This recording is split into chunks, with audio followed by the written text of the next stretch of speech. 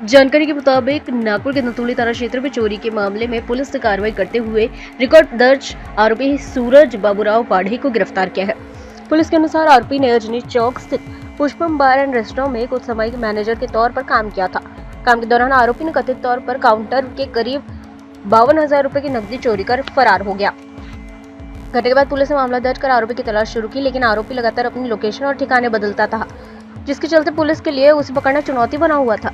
जांच में पुलिस को पता चला कि आरोपी के खिलाफ धंतोली थाने के अलावा नागपुर के नंदनवन थाना और चंद्रपुर के रामनगर थाना में भी अलग अलग मामले दर्ज है।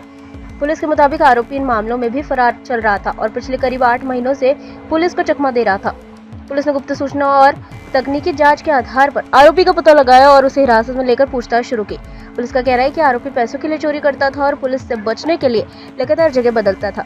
अब पुलिस आरोपी से अन्य वारदातों के संबंध में पूछताछ कर रही है।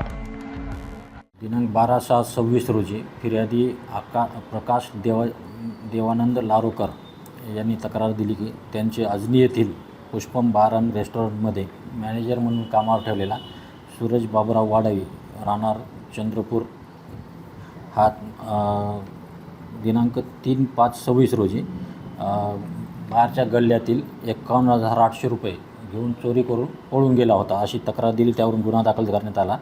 गुन्हा दाखल झाल्यापासून तो फरार होता। त्याचा शोध घेणे चालू होते।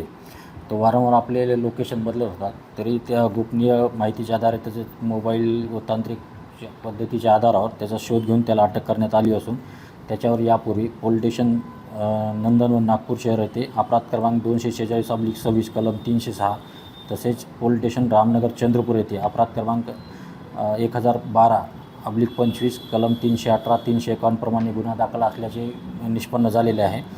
सदर गुन्ह्याचा अधिक तपास चालू आहे।